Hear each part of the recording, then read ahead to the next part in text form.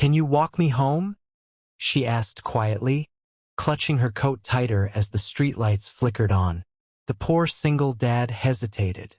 He was exhausted. His back ached from a double shift at the warehouse, and his daughter was waiting at home, probably pretending not to be sleepy just so she could hug him again. But something in her voice didn't sound careless or flirtatious. Sounded afraid. "Sure," he said simply. They walked side by side in silence at first. The night was cool, the city buzzing softly in the distance.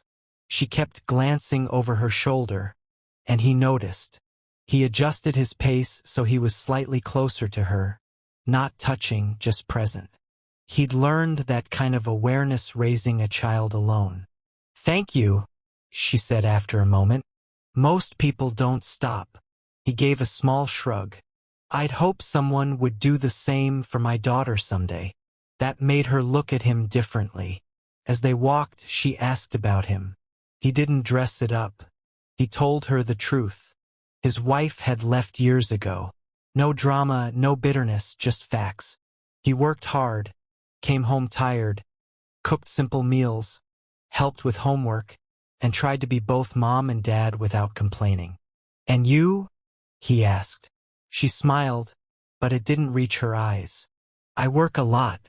Long hours. People assume things about me." He nodded. People always do. When they reached her building, it wasn't the kind of place he expected. Tall, quiet, doorman at the entrance. He stopped at the gate, suddenly aware of the difference between their worlds. "This is me," she said. "Thanks again. You didn't have to."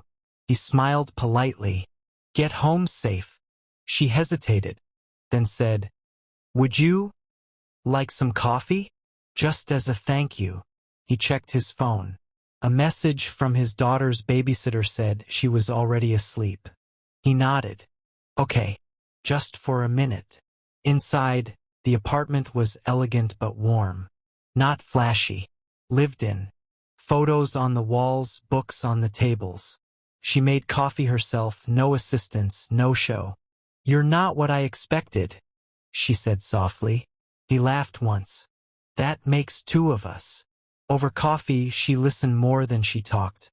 When he mentioned skipping meals so his daughter could have new shoes, she looked down at her cup. When he joked about burned pancakes becoming a family tradition, she smiled genuinely for the first time. Before he left, she said, "I hope we run into each other again." "So do I," he replied, meaning it. Weeks passed, then months. They did run into each other again. This time she asked him to dinner. Then another.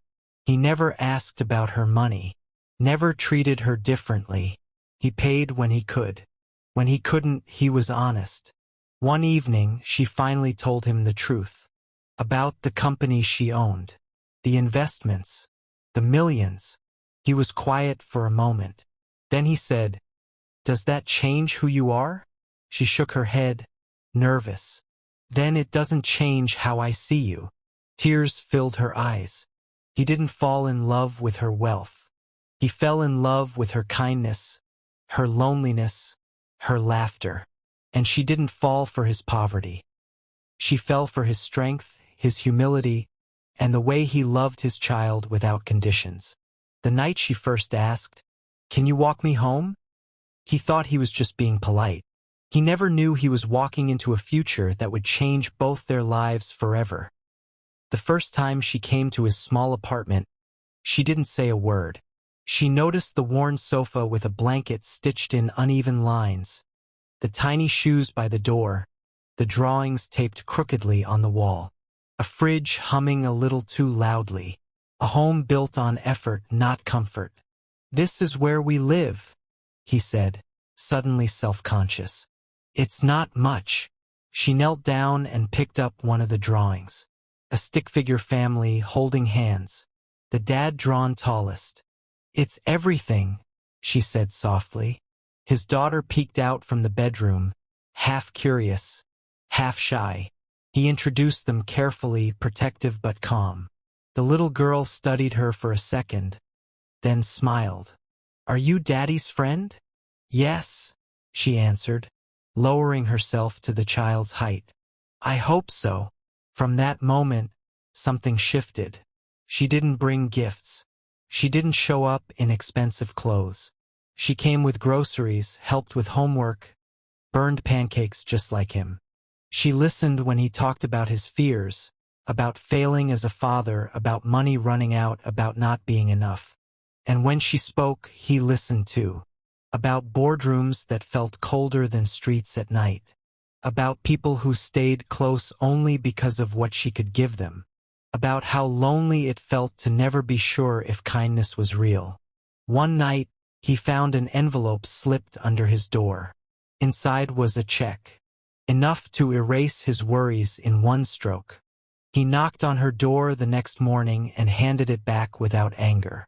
"I can't accept this," he said gently.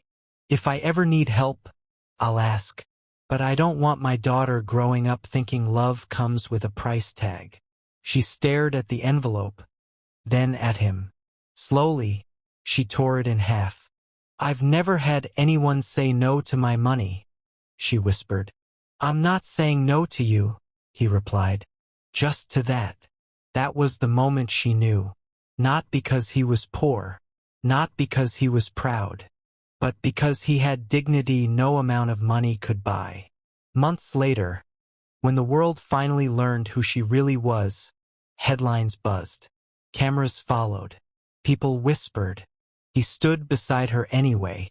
Same man, same values. And when someone once asked him how it felt to be with a millionaire, he smiled and said, "I walked a woman home because she was afraid. Everything else came after." And for the first time in her life, she felt truly safe. The night everything settled, there were no cameras, no headlines, no crowds, just a quiet park bench, streetlights humming softly, his daughter asleep at home, her backpack ready for school the next morning.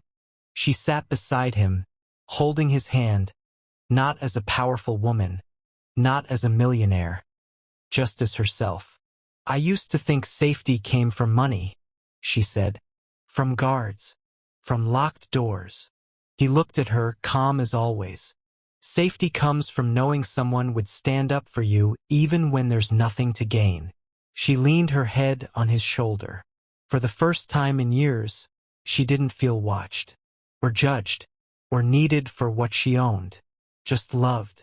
Later, when life became easier, when his worries faded and opportunities opened, he stayed the same. Same kindness, same honesty, same way of kneeling to tie his daughter's shoes every morning. People asked her what made him different. She always gave the same answer. "He walked me home when I was afraid, and never once asked who I was." And that was how their story ended. Not with wealth changing a man, but with a man reminding a woman what real richness feels like.